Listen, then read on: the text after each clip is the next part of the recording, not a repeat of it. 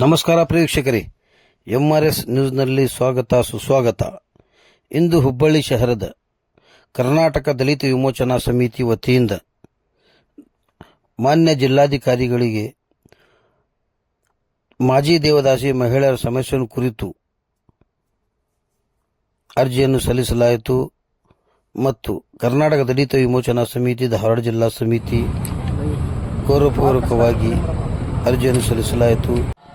ಈ ಸಂದರ್ಭದಲ್ಲಿ ಕರ್ನಾಟಕ ದಲಿತ ವಿಮೋಚನಾ ಸಮಿತಿ ಅಧ್ಯಕ್ಷರಾದಂತಹ ಸುರೇಶ್ ಆರ್ ಖಾನಾಪುರ್, ಸಂಸ್ಥಾಪಕರು ರಾಜ್ಯಾಧ್ಯಕ್ಷರು ಕೆಂಚಪ್ಪ ಬಿ ಮಲ್ಲಮ್ಮನವರ್, ಸಿದ್ಧಾರ್ಥ ಎನ್ ಮಲ್ಲಮ್ಮನವರ್, ಮೈಲಾರಿ ಹನುಮಂತಪ್ಪ ಹಂಚಿನಮನಿ, ಓಂಕಾರ್ ವೀರಾಪುರ್, ಶ್ರೀಧರ್ ಕಂದಗಲ್, ಸುರೇಶ್ ಶಿವಣ್ಣವರ್, ವೆಂಕಟೇಶ್ ದಾಸರ್, ಇನ್ನೂ ಅನೇಕ ಮುಂತಾದವರು ಈ ಸಂದರ್ಭದಲ್ಲಿ ಉಪಸ್ಥಿತರಿದ್ದರು.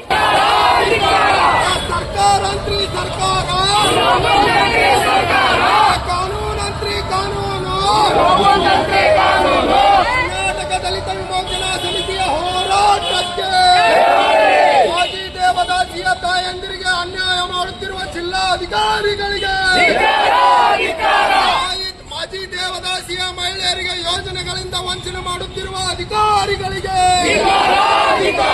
ದೇವದಾಸಿಯರಿಗೆ ಸೂಕ್ತ ಯೋಜನೆ ನೀಡಿದ ಸರ್ಕಾರಕ್ಕೆ, ಸರ್ಕಾರಂತ್ರಿ ಸರ್ಕಾರ, ಕಾನೂನಂತ್ರಿ ಕಾನೂನು, ಕರ್ನಾಟಕ ದಲಿತ ವಿಮೋಚನಾ ಸಮಿತಿಯ ಹೋರಾಟಕ್ಕೆ, ಕರ್ನಾಟಕ ದಲಿತ ವಿಮೋಚನಾ ಸಮಿತಿಯ ಹೋರಾಟಕ್ಕೆ ಬೇಕೇ ಬೇಕು, ಬೇಕೇ ಬೇಕು. ಮಹಿಳೆಯರಿಗೆ ನ್ಯಾಯವನ್ನು ನೀಡದ ಜಿಲ್ಲಾಧಿಕಾರಿಗಳಿಗೆ, ದೇವದಾಸಿಯರ ಮಹಿಳೆಯರನ್ನು ವಂಚನೆ ಮಾಡುತ್ತಿರುವ ಜಿಲ್ಲಾಧಿಕಾರಿಗಳಿಗೆ ಬೇಕೇ ಬೇಕು, ಬೇಕೇ ಬೇಕು. ಸರ್ಕಾರಂತ್ರಿ ಸರ್ಕಾರ, ಕಾನೂನಂತ್ರಿ ಕಾನೂನು, ಕಾನೂನಂತ್ರಿ ಕಾನೂನು, ಮಾಜಿ ದೇವದಾಸಿಯರಿಗೆ ವಂಚನೆ ಮಾಡುತ್ತಿರುವ ಜಿಲ್ಲಾಧಿಕಾರಿಗಳಿಗೆ, ಮಾಜಿ ದೇವದಾಸಿಯರಿಗೆ ಅನ್ಯಾಯ ಮಾಡುತ್ತಿರುವ ಜಿಲ್ಲಾ ಸಮಾಜ ಕಲ್ಯಾಣ ಅಧಿಕಾರಿಗಳಿಗೆ, ಮಾಜಿ ದೇವದಾಸಿಯರಿಗೆ ಅನ್ಯಾಯ ಮಾಡುತ್ತಿರುವ ಮಹಿಳಾ ಮತ್ತು ಮಕ್ಕಳ ಕಲ್ಯಾಣ ಇಲಾಖೆ ಅಧಿಕಾರಿಗಳಿಗೆ, ಮಾಜಿ ದೇವದಾಸಿಯ ಬಂದಿದ್ದಾರೆ ಅವರು ಅಕ್ಷರಸ್ಥರು ಅಲ್ಲೂ ಕೂಡ. ಹಾಗಾಗಿ ನಮ್ದು ಒಟ್ಟಾರೆ ಇವತ್ತಿನ ಬೇಡಿಕೆ ಏನಂತಂದ್ರೆ, ಈ ಮಾಜಿ ದೇವದಾಸಿಯವರಿಗೆ ಇನ್ನೂವರೆಗೆ ದೃಢೀಕರಣ ಪತ್ರ ನೀಡಿಲ್ಲ ಮೇಡಮ್. ಅವರು ದೃಢೀಕರಣ ಪತ್ರ, ಇವರು ಮಾಜಿ ದೇವದಾಸಿ ಮಹಿಳೆಯರು ಅಂತ ದೃಢೀಕರಣ ಪತ್ರವನ್ನು ನೀಡಿಲ್ಲ. ಮತ್ತು ಸರಿಸುಮಾರು 9 ತಿಂಗಳ, 8 ತಿಂಗಳ, 5 ತಿಂಗಳ, 6 ತಿಂಗಳ ಅವ್ರಿಗೆ ಮಾಸಾಸನ ಕೂಡ ಬಿದ್ದಿಲ್ಲ. 2-3 ದಿವಸದ ಪೂರ್ವದಲ್ಲಿ ನಾವು ಒಂದು ತಾಲೂಕಾ ಆಫೀಸಿಗೆ ಒಂದು ಮನವಿಯನ್ನು ಕೊಡ್ತೀವಿ. ಅದು ಪತ್ರಿಕಾ ಮಾಧ್ಯಮದಲ್ಲಿ ವೈರಲ್ ಆಗ್ತದೆ. ಈಗ 2 ದಿವಸದಲ್ಲಿ ಎಲ್ಲರಿಗೂ ಮಾಸಾಸನ ಆಗ್ತದೆ ನಾವು ಮನವಿ ಕೊಟ್ಟ ನಂತರ. ಹಾಗಾಗಿ ಈಗ ನಮ್ಮದು ಒಟ್ಟಾರೆ ಬೇಡಿಕೆನು ಅವ್ರಿಗೆ ಒಂದು ಶಾಶ್ವತವಾದಂಥ ಷರತ್ತು ರಹಿತವಾದಂಥ ವಸತಿ ಸೂರನ್ನು ನೀಡಬೇಕು. ಈ ಗ್ರಾಮೀಣ ಭಾಗದಾಗ ಗೌಂಟಾನ ಸರ್ಕಾರಿ ಗ್ರಾಮ ಪಂಚಾಯತಿ ವ್ಯಾಪ್ತಿಯೊಳಗೆ ಅವ್ರಿಗೆ ಜಾಗ ಇರ್ತಾವೆ, ಅವ್ರಿಗೆ ಸ್ವಂತ ಜಾಗ ಇರಂಗಿಲ್ಲ, ಅವ್ರಿಗೆ ಮನೆ ಕಟ್ಟಿಕೊಡ್ಬೇಕು. ಮತ್ತು ಅವ್ರಿಗೆ 2 ಎಕರೆ ಜಮೀನನ್ನು ಕೊಡ್ಬೇಕಂತ ನಿಯಮಾವಳಿಗಳಿದೆ. ಅದರ ಪ್ರಕಾರ ಅವ್ರಿಗೆ ಕಾರ್ಯನಿರ್ವಹಿಸಿ ಅಂತಂದು ತಾವು ಆದೇಶಿಸಬೇಕು. ಮತ್ತು ಪ್ರತಿ ತಿಂಗಳ ಮಾಸಾಸನ ತಪ್ಪಬಾರ್ದು. ಮತ್ತು ಮದುವೆ, ಈಗ ನೋಡ್ರಿ, ಈಗ ಆ ಯೋಜನೆಯಿಂದ ವಂಚಿತರಾಗ್ಯಾರ. ಅವರು ಮದುವೆಯಾಗಿ 2-3 ವರ್ಷಗಳಾಗ್ಯಾವ. ಆದರೆ ಅವರು ಆ ಮಾಸಾಸನ ಆ ಸಹಾಯಧನ ಪಡಲಿಕ್ಕೆ ಆಗಿಲ್ಲ 5 ಲಕ್ಷ ಅವ್ರಿಗೆ.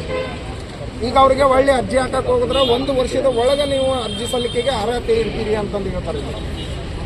ಈಗ ಬಡ ಕುಟುಂಬ 5 ಲಕ್ಷ ದುಡ್ಡು ಅಂದ್ರೆ ಸಾಮಾನ್ಯ ಅಲ್ರಿ ಅದು, ಹೌದಾ?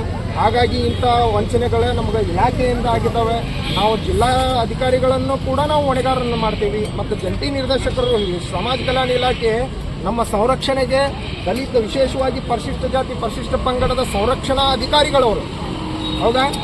ಜಿಲ್ಲಾ ಅಧ್ಯಕ್ಷರು ಅದರ ಅಧ್ಯಕ್ಷರು ಇರ್ತಾರೆ. ಏನು ಈ ಸಂರಕ್ಷಣೆ ನಡೀತಾ ಇದೆ? ಎಲ್ಲಿ ಈ ಮಹಿಳೆಯರ ಬಗ್ಗೆ ನೋಡ್ರಿ, ಅವ್ರ ವಯಸ್ಸಾದರೂ ಅವ್ರ ಮುಖ ನೋಡ್ರಿ ಯಾವ ರೀತಿ ಅವರು.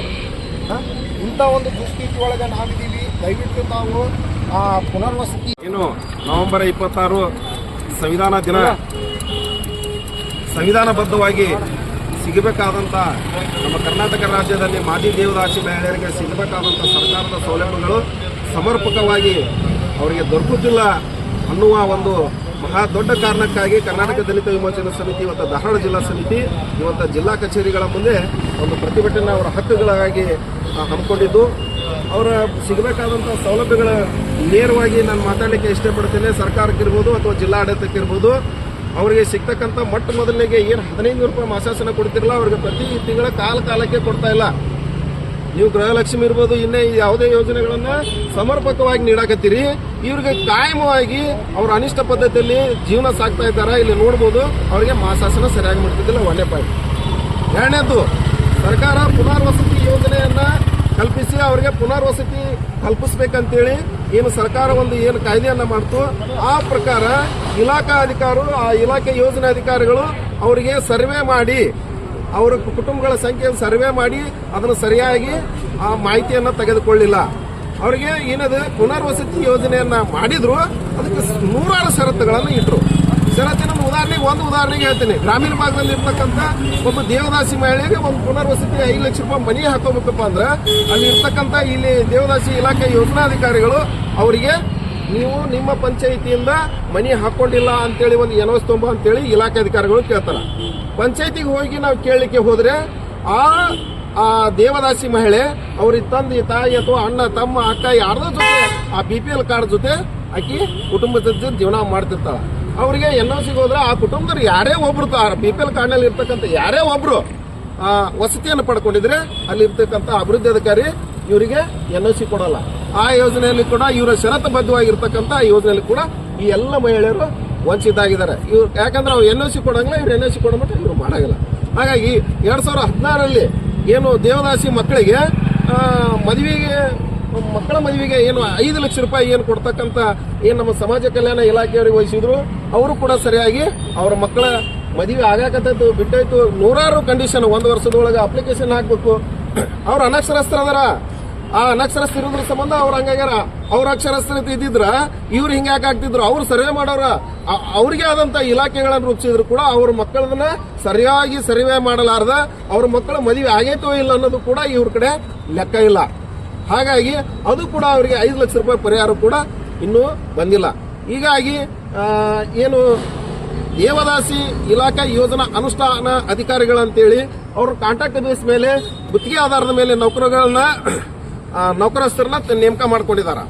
ಅವ್ರು ಏನ್ ಮಾಡ್ತಾರ ಅಂದ್ರ ಮಧ್ಯವರ್ತಿಗಳು ಏನೋ ಹಾವಳಿ ಏನು ತಗೊಂಡು ಏನ್ ಮಾಡ್ತಾರಲ್ಲ ಆ ರೀತಿ ಇವರಿಗೆ ನಿನಗೆ ಲೋನ್ ಕೊಡಿಸ್ತೀನಿ ಅದು ಕೊಡ್ತೀನಿ ಅಂತೇಳಿ ಅವರಿಗೆ ಯಾರು ಅವ್ರ ಜೊತೆ ಸಂಪರ್ಕ ಅಂತಾರ, ಯಾರು ಅವರಿಗೆ ದುಡ್ಡು ಕೊಡ್ತಾರ ಅವರಿಗೆ ಮಾತ್ರ ಲೋನ್ಗಳ, ಅವರಿಗೆ ಮಾತ್ರ ಅವ್ರ ಸಹಾಯಧನ. ಏನ್ರಿ ನಮ್ಮ ಬೇಡಿಕೆಗಳು ಅವ್ರಿಗೆ ಪ್ರತಿ ತಿಂಗಳ ಬರ್ತಕ್ಕಂತ ಏನು ಮಾಸಾಸನ ಅದನ್ನ ಅದು ಸರಿಯಾಗಿ ಬರ್ತಕ್ಕಂಥ ಮಾಸಾಸನ 1500 ರೂಪಾಯಿ ಬರಬೇಕು. ಅದನ್ನ 5000 ರೂಪಾಯಿ ಕೇರಿಸಬೇಕು. ಮತ್ತು ಪುನರ್ವಸತಿ ಏನು ಯೋಜನೆ ಅಡಿಯಲ್ಲಿ ಅವರಿಗೆ ವಸತಿಗಳನ್ನ ಏನು ಕೊಡಬೇಕಲ್ಲ ಅದು ಷರತ್ತು ಇರಬಾರ್ದು. ಆ ಷರತ್ತುಗಳನ್ನ ತೆಗಿಬೇಕು. ಷರತ್ತು ಇರ್ಲಿಲ್ಲಪ್ಪ ಅಂದ್ರೆ ಪ್ರತಿಯೊಬ್ಬರಿಗೆ ಆ ಯೋಜನೆ ತಲುಪ್ತದ. 2ನೇದು, ಆ ಬಳಿಕೆ ಅವ್ರ ಮಕ್ಕಳನ್ನ ಸರ್ವೆ ಮಾಡಬೇಕು. ಅವ್ರ ಮಕ್ಕಳಿಗೆ ಬರ್ತಕ್ಕಂಥ ಏನು 5 ಲಕ್ಷ ರೂಪಾಯಿ ಪರಿಹಾರ ಅದಲ್ಲ ಆ ಅಧಿಕಾರಿಗಳ ಸರ್ವೆ ಮಾಡಿ ಕೊಡಬೇಕು. 3ನೇದು ಏನಪ್ಪಾ ಅಂದ್ರೆ ದೇವದಾಸಿ ಮಕ್ಕಳು ಇಂಪಾರ್ಟೆಂಟ್. ದೇವದಾಸಿ ಇವತ್ತು ಸತ್ಲಪ್ಪ ಅಂದ್ರ ದೇವದಾಸಿ ಕುಟುಂಬ ಅನ್ನೋದೇ ಸರ್ವನಾಶ ಆಗಿ ಹೋಗ್ಬಿಡುತ್ತೆ. ದೇವದಾಸಿ ಇವತ್ತು ಸತ್ಲಪ್ಪ ಅಂದ್ರ ಅವ್ರ ಮಕ್ಕಳು ಅವ್ರ ಸಸ್ಯ ಮುಗಿತದಲ್ಲಿಗೆ. ದೇವದಾಸಿ ಸತ್ಲಪ್ಪ ಅಂದ್ರೆ ದೇವದಾಸಿ ಯೋಜನೆನ ಮುಗಿದೋಯ್ತಲ್ಲ. ಹಾಗಾಗಿ ಈ ದೇವದಾಸಿ ಮಕ್ಕಳಿಗೆ ಕೂಡ ದೇವದಾಸಿ ಮೂಲ ಮಾಲಕರ ಸತ್ತಾಳಂದ್ರು ಕೂಡ ದೇವದಾಸಿ ಮಗ್ಗ ಅದು ಮಾಸಾಸನ ಅವಂಗೂ ಕಲ್ಪಿಸಬೇಕು. ಅವ ವಿದ್ಯಾಭ್ಯಾಸ ಕಲ್ತಿದ್ನಪ್ಪ ಅಂದ್ರೆ ಅವಾಗ ವಿದ್ಯಾಭ್ಯಾಸ ಕಲೀಲಿಕ್ಕೆ ಅವರಿಗೆ ಸರ್ಕಾರದ ಸೌಲಭ್ಯಗಳನ್ನು ಕೊಡಬೇಕು. ಮತ್ತು ಅವ ನಿರುದ್ಯೋಗಿದ್ನಂದ್ರೆ ಅವಾಗ ನಿರುದ್ಯೋಗ ಭತ್ಯೆಯನ್ನ ಕೊಡಬೇಕು. ಅರ್ಹತೆ ಇರ್ತಕ್ಕಂಥ ವಿದ್ಯಾಭ್ಯಾಸವನ್ನು ಮಾಡಿದ್ನಂದ್ರೆ ಅವಾಗ ನೌಕರಿಯಲ್ಲಿ ಕೂಡ ಮೀಸಲಾತಿಯನ್ನ ದೇವದಾಸಿ ಮಕ್ಕಳಿಗೆ ಕೊಡಬೇಕು. ಇದನ್ನ ಏನು ಮಾನ್ಯ ಸಿದ್ದರಾಮಯ್ಯ ಇರ್ಬೋದು, ನಮ್ಮ ಮಹಿಳಾ ಮತ್ತು ಮಕ್ಕಳ ಕಲ್ಯಾಣ ಇಲಾಖೆ ಸಚಿವರು ಇರ್ಬೋದು, ನಮ್ಮ ಸಮಾಜ ಕಲ್ಯಾಣ ಇಲಾಖೆ ಸಚಿವರು ಇರ್ಬೋದು, ನಮ್ಮ ಧಾರವಾಡ ಜಿಲ್ಲೆಯಲ್ಲಿ ಅಗದಿ ಕಟ್ಟುನಿಟ್ಟಾಗಿ ನಡ್ಕೊಂತ ದಿವ್ಯಪ್ರಭು ಜಿಲ್ಲಾಧಿಕಾರಿಗಳಿರ್ಬೋದು, ಈ ಮೂಲಕ ಕರ್ನಾಟಕದಲ್ಲಿ ಎಲ್ಲ ಸೇರಿದ ತಾಯಂದಿರ ಪರವಾಗಿ ಹೋರಾಟಗಾರ ಪರವಾಗಿ ಹೇಳ್ತೀನಿ. ಮುಂದಿನ ದಿನಮಾನಗಳಲ್ಲಿ ಬೃಹತ್ ಮಟ್ಟದಲ್ಲಿ ಈ ಸಮಸ್ಯೆಗಳ ಈಡೇರಿದ ಬೃಹತ್ ಮಟ್ಟದಲ್ಲಿ ಹೋರಾಟವನ್ನು ಹಮ್ಮಿಕೋದು ಮತ್ತು ಏನು ಇಲ್ಲೇ ಮುಖ್ಯಮಂತ್ರಿಗಳು ಅಥವಾ ಸಂಬಂಧಿಸಿದ ಸಚಿವರು ಬಂದ್ರೆ ಅವ್ರು ಎಲ್ಲಿ ಸಿಗ್ತಾರೋ ಅಲ್ಲೇ ಗಿರಾವ್ ಹಾಕ್ಲಿಕ್ಕೆ ಕೂಡ ನಾವು ಈ ಹಿಂದೆ ಸರಿಯಿಲ್ಲ ಅಂತಕ್ಕಂಥ ಮಾತುಗಳನ್ನ ಈ ಮೂಲಕ ಹೇಳುತ್ತೇವೆ. ಕೆ ಬಿ ಮಲ್ಲಮ್ಮನವರ್, ಕರ್ನಾಟಕ ದಲಿತ ವಿಮೋಚನಾ ಸಮಿತಿ ಜಿಲ್ಲಾ ಕಾರ್ಯಾಧ್ಯಕ್ಷರು.